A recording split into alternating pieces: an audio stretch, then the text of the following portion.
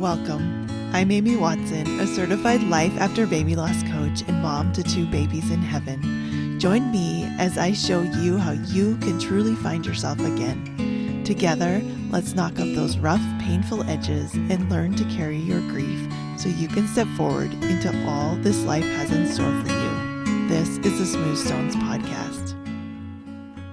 Hey, welcome to the show, although I don't really think of this as a show, more of a conversation between me and you.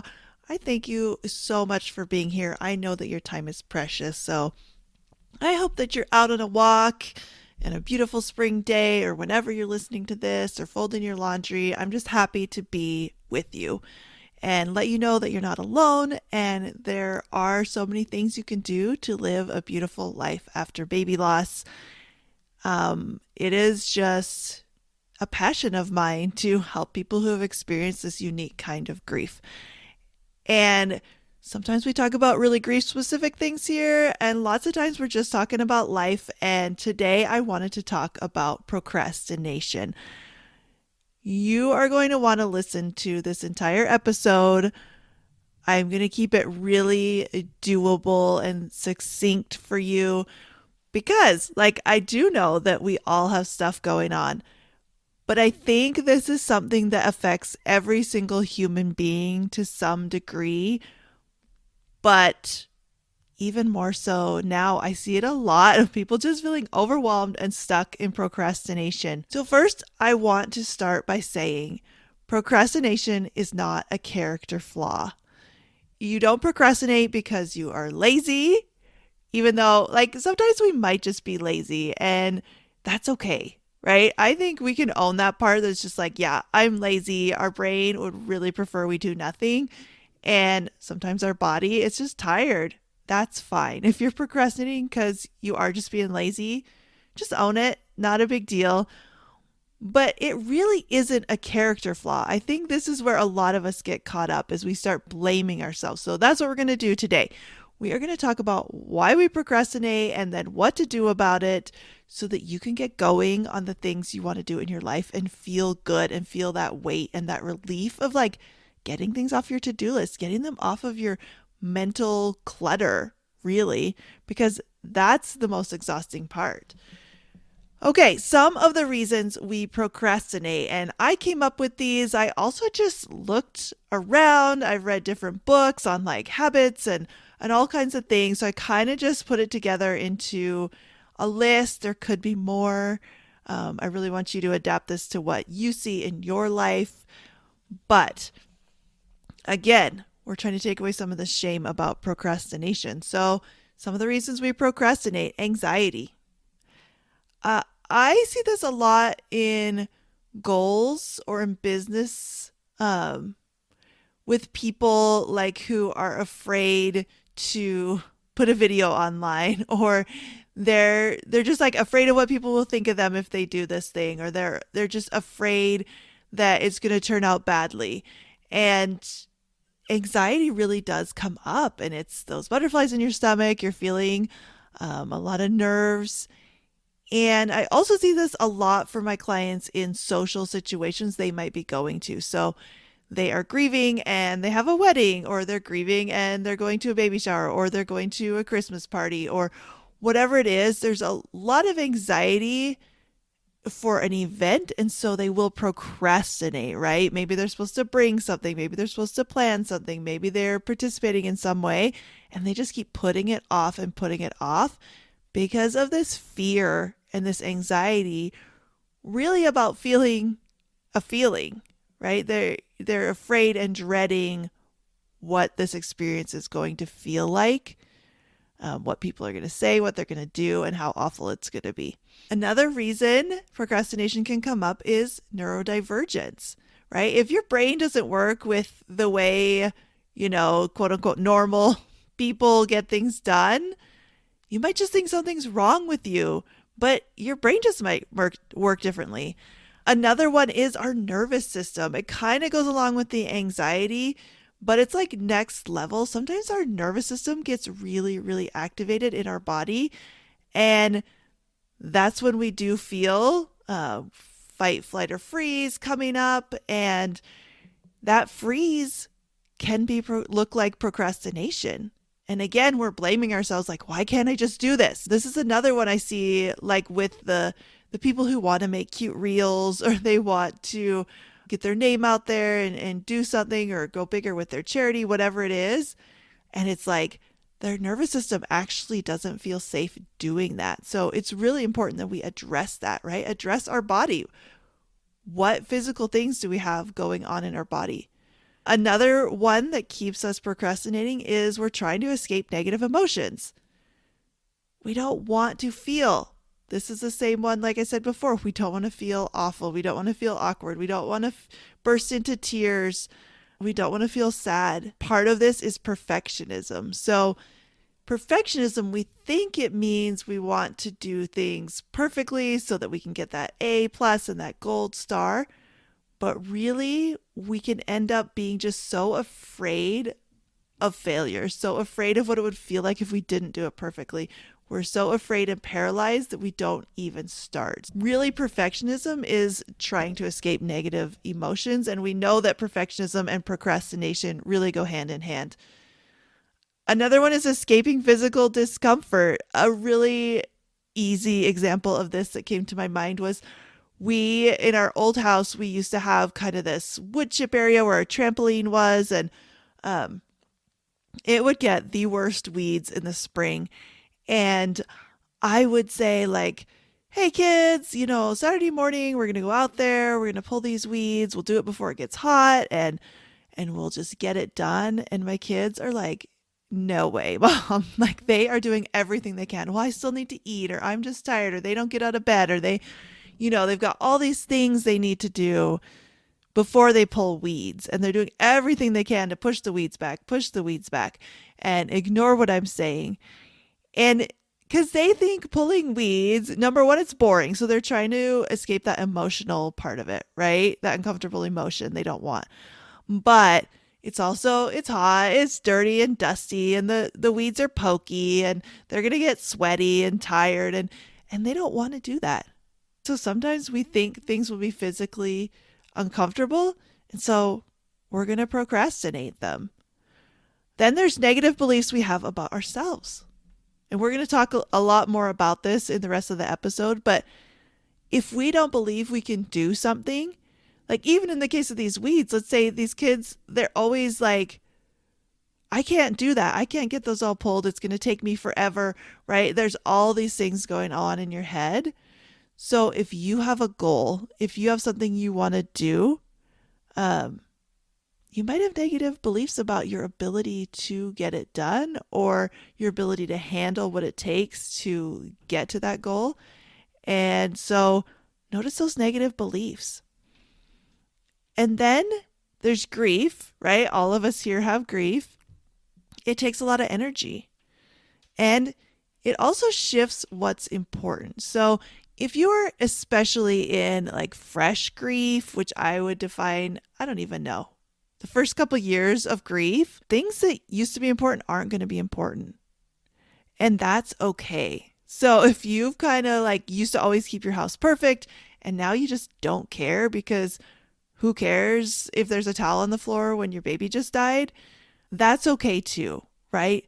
But just notice, like, grief has shifted my focus. Grief has shifted where I'm putting my energy and what I want to do. You may have been climbing the corporate ladder and then your baby died, and it's like, okay, like, I am not going to keep doing that right now. So it is procrastination. Like, we might define it as procrastination, but I want you to be really careful and really kind and compassionate and intentional when you say, especially in the griefy part, it's like, if you're putting stuff off, grief is sometimes a reason you would choose to do that.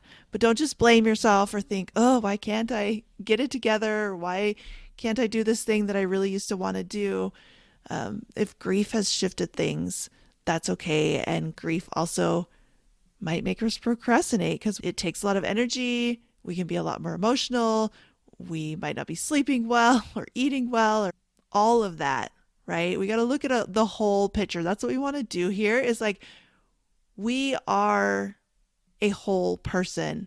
We're multifaceted. There's a lot going on. So you might have all these things going on at the same time. It's not necessarily one or the other. We just want to be aware of it. And really, none of these need to be excuses. Sometimes we do that to ourselves. We're like, oh, I'm just making up all these excuses. Just because this happened or whatever, I should still be able to do it. I don't want you to do that to yourself. What we want is to look at these reasons we might be procrastinating to help us understand what's going on for us. Because we always get to choose our stories and how we talk to ourselves. So if you have a story where you're lazy and you can't get your crap together and you're always running behind, that's not fun. If your parents or a school teacher or coach or somebody said things to you about your work ethic or your ability to stay on task and you internalize that, now you're carrying their judgments with you as an adult, and you don't have to do that. So here's one more reason, which is task aversion. So what do you think the experience of the task will be? Again, these kind of all overlap. But if you think something's going to be boring or difficult or emotionally exhausting, again, notice that this is a story. And oh my goodness, our brains are really good at coming up with these stories. Like, we recently ran out of paper towel. And guess how many people in this household did not replace the paper towel? Probably most of the people here walked past and didn't do it because the paper towel, like the new rolls, are down in the basement in the storage room. Now, I have been working a lot on doing tasks right when I see them because it is really exhausting for me to keep so many tabs open in my brain. So I've been trying to be better, and I'm also trying to teach my kiddos and model that. Instead of just telling them to do it when you see it, that I want to model it. So I ran downstairs, I grabbed 2 rolls of paper towel, one to put on the, paper towel dispenser, and then one to put in the closet right next to it. And then boom, I am done. That's over and it's all good. But often what happens is we're busy, we're on our way out the door, we notice it, but we don't do anything. Then we spill something and there's no paper towels. We grab a rag, but it's gross because someone didn't rinse, squeeze, and hang it up again, which is one of my hugest pet peeves. There's nothing worse to me than a dishcloth that's at the bottom of the sink, all gross. So then you got to grab a new washcloth. You got to wipe up the spill. You probably walk past the room with the paper towel a bunch of other times. You keep reminding yourself to do it, but your head keeps telling the story, I don't have time right now, or that's such a big task to do, or I don't want to go downstairs, or I can't leave the kitchen right now. I'm cooking. I'll do it later. That seems like a lot of effort. I'll do it later. But eventually someone spills some raw eggs, so finally you do it, and it takes 3 seconds. This is a really simple example, but notice how hard our brain works to get us to not grab a roll of paper towel.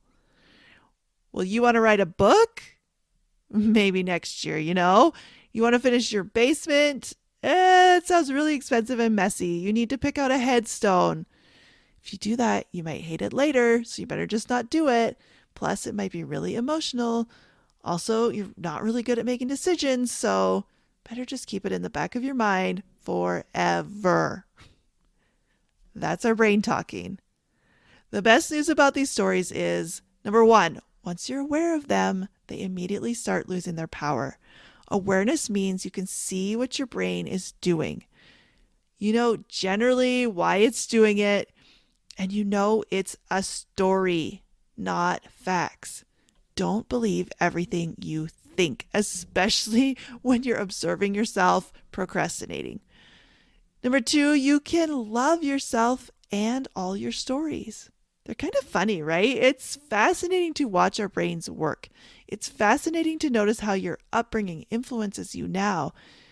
It's so much softer and gentler to choose love instead of shame, self-loathing, and bringing out your inner critic. If you're struggling with procrastination, with a certain goal, or just overall in all the areas of your life, you are still worthy of love. Let yourself be messy. Let yourself be human. See what happens. Most people think that if you're just nice and kind to yourself, it will lead you to being on your phone, on the couch, doing nothing, eating bonbons forever. But that's not true. What happens is the love brings out the real you. The love breaks down those walls and helps you overcome your obstacles in such a kinder way. And number 3, if you're going to use your imagination to make up stories about you, your goals, and your ability to complete them, why not make up ones that serve you? You have that power. Back to the kids pulling weeds. I probably do this every single time.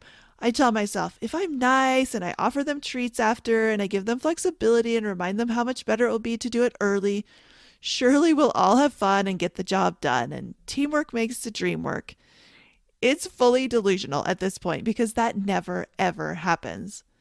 But what's the downside to believing it, you know? And I'm much more likely to get closer to that vision if I go into it with a good story. If I start from the top thinking it will be hot, grouchy, awful, and I will end up weeding alone, I'll just forget about it, right? Like I will just sit down and give up. Okay, so now we know why we procrastinate. We have some awareness of our stories and we're ready to change them. But what do you do? Don't worry, I've got you. Here are a few quick tips if you're procrastinating and it's feeling really frustrating. Number 1, you don't need to want to do something to do it. This is a lie. You don't need to feel motivated. You don't have to be excited. Part of being human, especially a human adult, is doing things we kind of don't want to do because we do want the result. Right? So it's this thing where you want the result, like you want the clean closet, but your brain's telling you, well, you don't want to clean the closet though. We wish we could just snap our fingers like Mary Poppins. But if we wait until we feel like it, we're not going to do a whole lot of things we do in our lives. Now, I'm not saying you have to make it all awful and drudgery, but yeah, sometimes you got to just get yourself started and drop the excuse that like, I don't feel like doing it. You don't need to want to do it to do something or feel like doing something. Number 2, find a system that works for you. And the emphasis there is for you. I try really hard on this podcast to not tell you what to do ever. What I want to do is empower you to figure out what works for you. You can buy all the planners and all the apps, but if you don't like it, you won't use it. So you got to check in with yourself and how your brain works and what your preferences are and build your systems around that instead of working against yourself. A lot of times this is where we have those stories. We learned, even in coach training, there's this certain method of productivity that my mentor taught me and taught all of us, right? So she's teaching everyone who went to that same school this one way to organize your time, this one way to get tasks done. And it just didn't work for me. Honestly, part of it was because I am a mom of many children who are unpredictable. And this system kind of is very regimented. It was very like, on this day you do this, and on this day you do this, and then you never change it. You stick to your program and like you keep your appointments with yourself and all of these very rigid, I don't even know what's the word. It's like there was no room for flexibility and there was no room for downtime. Like it really wasn't, or the only downtime you could have is if you put it in your schedule. And that's just not how my life is. And it didn't work. So of course, first of all, you kind of try to do it and you try, and you fail, it doesn't work. And then you have to go through this whole story where you're kind of upset and you're wondering, why is this working for everyone else? It's not working for me. And then really you come to the conclusion that like, that just is not the system for me. That's where I landed. I was like, you know what? This doesn't work for me. I don't want to do it and I don't have to do it. So really, if you follow someone online or you've bought this or that and you've tried all the things, if they didn't work for you, it's not because something's wrong with you. They just didn't work for you. So find something that's different. Make a hybrid, like be flexible. We go through seasons, we go through cycles, we have different things taking our energy. You just decide what works best for you. That's going to be really like some of it's practical, some of it's the stories and the way you're thinking and feeling. But there's lots of different things you can try to work with yourself, right? If you feel like you're in a rut, what can you switch up? I don't know, like a month or so ago, maybe, the power or the internet was going to be down. So I went to the library and worked. And that really helped my productivity because I was at the library. It was a public place. Like I didn't have as many distractions. I didn't have a fridge to go snack out of or anything. So little things we can do to just switch it up, do that. Try it. See what works. And if it stops working, do something different. There's nothing wrong with that. It's only wrong like when we tell ourselves it's wrong, right? And we don't want to do that. And then number 3 is something I love, which is accountability. So get a partner to walk with you. Like if you have a goal to walk, get a partner. If you're trying to get some work done, jump on a Zoom call with a friend who also has a project they're working on so you can both show up. You don't even need to talk, just like have the computer open. I love it. Or you can hire a coach to help clean out all your excuses and keep you on task. You could also post about it online for accountability. You really don't have to do this alone. That's the thing. We sit there with the stuff we want to do and we're just mean to ourselves and we're kind of miserable and we're just stewing around and around and around instead of just doing the thing. I promise you that the dread and the procrastination and the amount of energy it takes to not do the thing is way more than just doing the thing. Just do the thing. I promise. Just try it. And it might be awful and it might turn out a mess, but you did it. Here's a bonus tip. If you write down your goal, give it a date when you'll be done, then break it down into small, doable goals, you will be way more likely to be successful. You can reward yourself and celebrate yourself as you complete each small task, and then just be your own best cheerleader. Like, really obnoxiously celebrate yourself. We're so bad at this.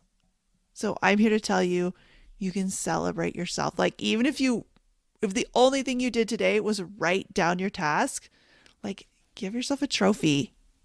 Get a treat, jump up and down, do a happy dance. Because I don't want you to sit in that inaction, to sit in that misery of thinking about it and thinking about it and thinking about it and using all the energy to think about a thing.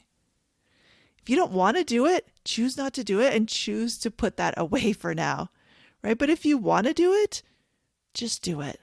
Do the Nike. Come on. Because the truth is, there is also a part of human beings that loves learning, loves growing, and loves doing hard things. You love feeling accomplished. It's innate in us. It's more slow and steady in energy than the quick dopamine hits we get from like scrolling our phone or eating a donut. But that gratification is worth the effort. It builds you up inside and it lasts much longer. Like a lot of the times here, we're kind of pulling out these, I'm not even going to say they're problems or they're negative, right? Like the parts of our brain that don't want us to do anything that cause us to procrastinate. We're talking about that. But I also always want to talk about there is so much goodness in being a human. And that is a beautiful part of us. The part that always wants growth. You know, the part of us that like wants to climb a mountain just because it's there, because we want the experience. And I want you to keep experiencing life, even though your heart's been broken, even though the future is unknown, even though you're afraid of things.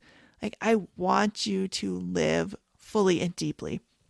And that's where looking for this energy, this like deep, grounded, satisfying energy is going to serve you so well.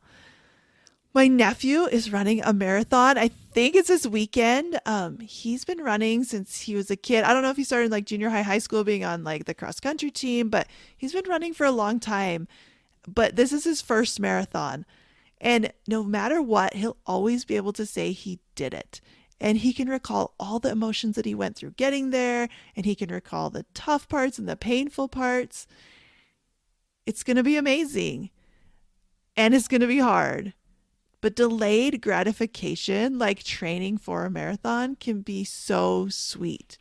Working for something that takes a lot of effort is even more satisfying to accomplish.